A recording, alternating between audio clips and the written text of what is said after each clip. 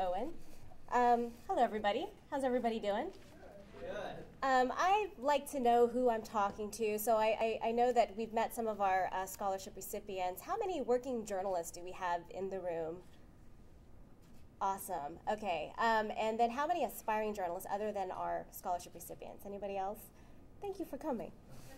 Thank you so much to the Northwest Journalists of Color for bringing me back home to Washington State and giving me a break from the crazy house known as the Texas legislature.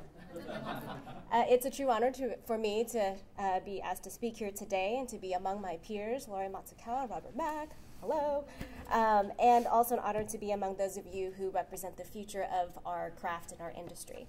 Just a few years ago, I was in your shoes, going to college at USC, and scraping together as much money as possible to pay for that oh-so-lucrative journalism degree. NJC helped me not once, not twice, but 3 times with financial assistance, and on behalf of my parents, my dad is here in the back, thank you so much.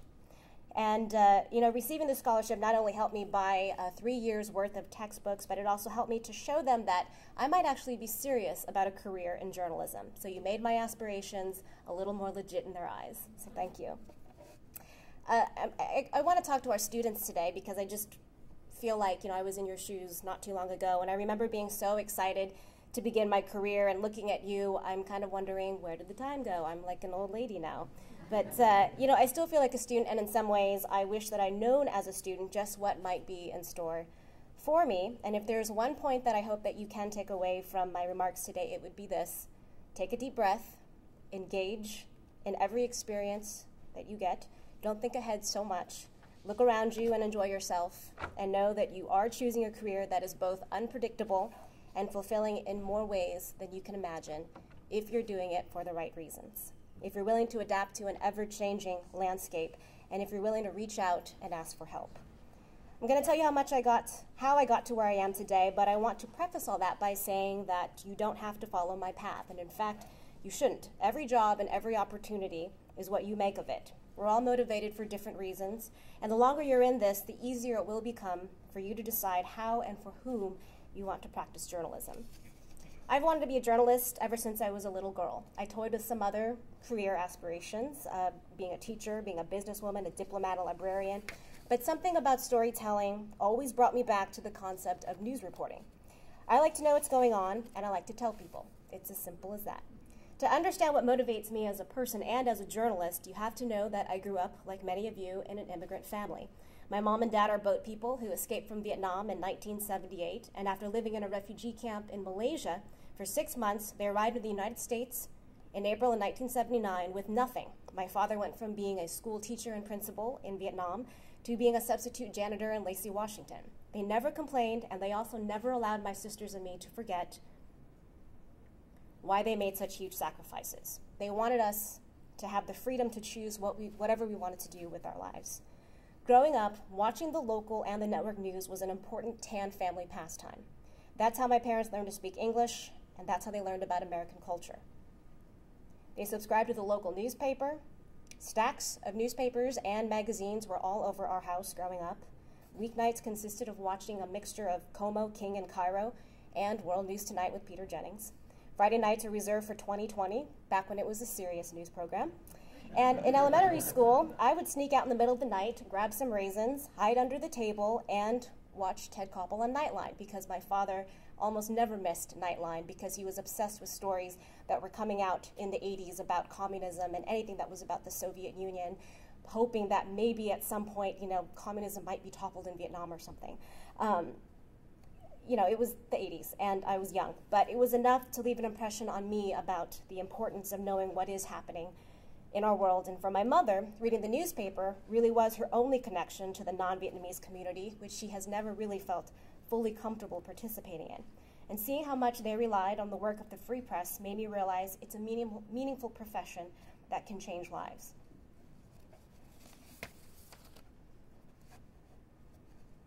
In high school, I reported and wrote for the Olympian newspaper's teen section. I went to the University of Southern California to study business, which is how I justified the cost to my poor parents. But from the moment I set foot on campus, my heart wasn't really in it. I immediately signed up for USC's student television news station and never looked back. Something about working in a visual medium fascinated me, and this was my chance to learn more. I got into the journalism program and started interning as much as I possibly could every summer at different broadcast news organizations. KBC TV in Los Angeles, Como TV here in Seattle, Nightline in Washington, D.C., NPR in Culver City, California. The more I learned about the craft, the more I got hooked, and I became convinced that done well, I could show people how the world is and how it might be if people are driven to take simple and/or extraordinary actions. My news heroes are Ted Koppel and his producer, Tom Batag. I had a chance to intern with Nightline in 2003, before, during, and after the initial U.S. invasion of Iraq. The experience changed my life and helped me realize that not only did I want to go into journalism, I wanted to cover public policy. Watching Koppel and Batag at work showed me the importance of understanding a subject over the course of time. They showed me journalists must find context and meaning in the news that we cover. Koppel is an amazing writer, and by watching his example, I learned that video, accompanied by simple prose, is incredibly powerful. Tom Batag taught all interns that we needed to master the basics, like answering telephones and cleaning the supply closets before we could tackle bigger projects. And he was so right. I savored every moment I was given to log tapes back in 2003 during the initial invasion of Iraq, to watch Ted Koppel and the late and great producer Leroy Sievers feed video back to DC from some remote location in the desert. It was an amazing experience to see how technology and human knowledge could combine to create powerful content for American viewers. And based on his years of reporting, I still remember how Koppel knew well ahead of anyone else that the war in Iraq was just the beginning and that American forces would be involved longer than anyone thought. He gave us meaning when we needed it most, and that's what I aspire to do as a journalist.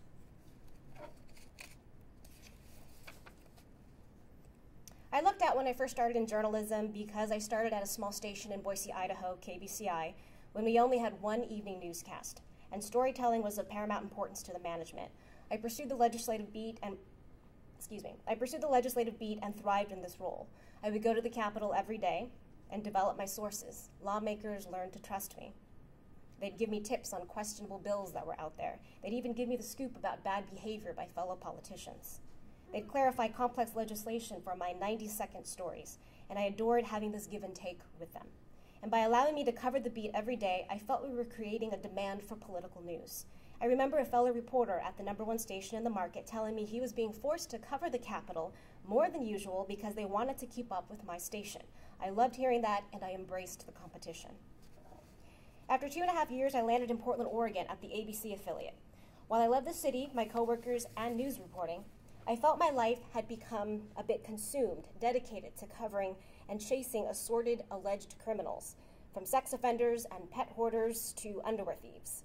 To me, this type of wall-to-wall coverage was not exactly a proper reflection of what was really happening in our community, and it was not a reflection of my own values as a journalist.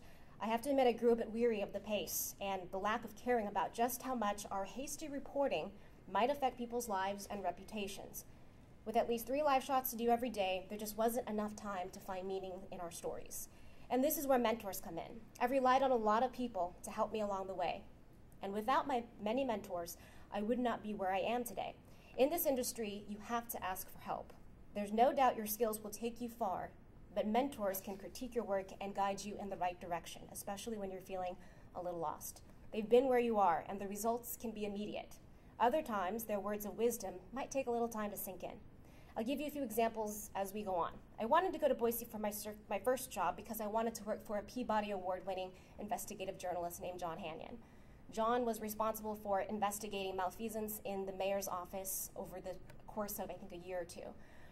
And his work, of course, led to a Peabody Award. But to have that kind of mentor with me in my first year as a journalist meant a lot because he was all about speaking truth to power, and he was all about making sure that I understood that my job was to hold the powerful accountable, and he gave me the tools to do that, to be a critical thinker. Sometimes I think that mentors appear at the darndest moments. In 2007, I received a call from Northwest Journalists of Color member Phyllis Fletcher. Is Phyllis here? No? Okay. She asked me to consider helping out with the scholarship fund. To be honest, I had just come from a low-wage job in Boise, and I was poor, so I was like, maybe not this year. But can you help me out? You know, I told her, it's like, I'm interested in public radio. I interned for NPR back then, and, you know, I'm interested in learning more about it and maybe just expanding my boundaries. You know, I'm a little kind of questioning my decision to be a reporter here. And she said, you have to get in touch with D. May Roberts, who's an independent producer in Portland. And I reached out to Dime, and it was within weeks, Dime and I met, and she took me under her wing. She taught me how to record audio. She loaned me equipment, headphones, microphones. She taught me how to edit, and she taught me how to pitch. And literally within a few weeks, I was on the phone with the producers at This American Life, which, for those of you who may not know, is a public radio program that attracts 3 million listeners every week. And I found myself being edited by Ira Glass, and it was quite the experience, but it's one that I would not have had it not been for that connection, going back to Phyllis, referring me to Dime, and the message is that you just have to look for mentors every step of the way. But I think having that experience also helped me to realize that working in public media just might be a better fit for me. In 2008, I asked to be released from my contract to return to Boise, Idaho to work for the PBS station, Idaho Public Television. They'd had their first job opening in 6 years, and I wanted in. It was a tough experience to leave commercial news, especially because I had dreams of coming back to Seattle, or maybe even reaching the pinnacle of television news, which would be a program like 60 Minutes. A TV agent advised me to stay the course, to stay in my contract, to stick it out a few more years, but I couldn't do it. My gut feeling told me life is too short, and I hadn't been in this business long enough to be so disillusioned and somewhat bitter. Whatever the mission of that particular newsroom, my heart wasn't in it. So there I was, 27 years old, moving back to a smaller market and making less money. A part of me definitely wondered whether this was the right career move, but I couldn't quite shake the words of another producer I worked with at Nightline. His name is Dan Green, and he told me no matter what you encounter in this craft, always find your bliss. I trusted my instincts enough to know I was going to Idaho Public Television, a place where I'd have some resources and some time to produce some thoughtful work. And again, I felt I was young enough to take a risk and to go off the beaten path. It worked out for me because I knew I was making the change for the right reasons. Over the course of 2.5 years, as Owen kind of mentioned, I produced, reported for, and anchored our hour-long public affairs program called Idaho Reports, produced our live debates from the State House, and produced some long-form programs that have received Emmy nominations and actually won an Emmy last year. And I feel that my bosses also gave me the freedom to experiment a lot with the internet and with social media. I initiated our foray into Facebook, Twitter, and YouTube, and all of a sudden I found that half of my working life became spent engaging with the community on the web and researching the future of news. None of this was in my initial producer-reporter job description, but I'd found a place that encouraged me to explore and to find new audiences. So what did I learn? Overall, I no longer believe that journalism is a one-way street, where viewers and readers will come to us at a certain time to get their news. They now dictate how we do our jobs, as well as when and where we deliver our content. We must take advantage of this opportunity to reach out to those news consumers and show them the value of having trained professionals who genuinely care about the people and the community they're covering and are equipped to find context in every story that comes along. Our industry is in flux right now, and experimenting with new ideas is the name of the game, regardless of whether we're journalists for nonprofit or commercial news organizations. In late 2009, I came upon a New York Times article about an online startup called the Texas Tribune out of Austin. This was shortly after I learned about ProPublica, an online organization out of New York City that is dedicated to investigative journalism. And I thought, that is what this country needs. A bunch of well-oiled journalism machines that are driven by the public interest in covering government news that people need to know in order to function as an engaged and informed community, without fear of market forces or profit margins. I watched the Tribune's progress from afar, never really thinking that the Texas Tribune CEO and editor-in-chief, Evan Smith, might call me out of the blue and offer me my dream job. And this is where networking pays off. My predecessor, Elise Hugh, and I had a chance meeting several years ago when we were both fresh out of college and dead set on making it in TV news. We were at the Unity Convention in Washington, D.C. Elise was one of the founding members of the Tribune.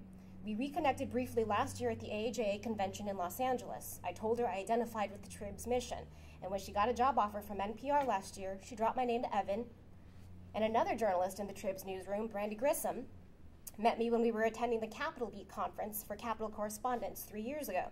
She followed my tweets, and she knew that I had a thing for politics. So thanks to their kind words and to the internet, which makes it easy for anyone to see your work these days, Evan plucked an unknown out of Idaho, population 1.6 million with a $2.4 billion budget, and gave me a shot at covering the Texas Capitol, in a state with 25 million people and a $172 billion budget. It's true, in the Lone Star State, politics is a contact sport filled with big personalities and very high stakes. The lesson, though, you gotta network. Go to conventions, make an impression, and keep in touch with people. You never know when they might mention your name. For those of you who may not know about the Texas Tribune, we're a nonpartisan public media organization in Austin that's focused solely on public policy and politics. Our CEO and editor-in-chief, Evan Smith, often says that government reporting cannot be left to market forces because too often it is viewed as snoozer news. Government bureaus continue to shrink around the country. We're trying to buck the trend and find a new model for journalism. Our seed funding came from a venture capitalist who's passionate about public media. With a lot of tenacity and luck, we've raised millions from foundations and from individual contributions. That has allowed us to hire young and veteran reporters from the Dallas Morning News, the AP, the Houston Chronicle, and the New York Times. We present news in different ways, from traditional write-ups to video stories. I live tweet hearings. Sometimes, we live blog events that are going on at the Capitol. We recently covered the budget hearings, and that was a 15-hour process, and we kept going all the way through. The Trib is a pioneer in data journalism, using various tools and programs and working with our team of developers to make government salaries, campaign contributions, lobby activities, any story involving numbers easily accessible and searchable for our viewers.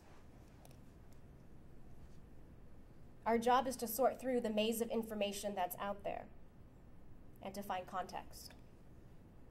As the multimedia reporter, I produce video reports for our TV partners around the state, including KHOU in Houston and WFAA in Dallas. I also write and report for our website and contribute to the New York Times, which publishes our content on Fridays and Sundays.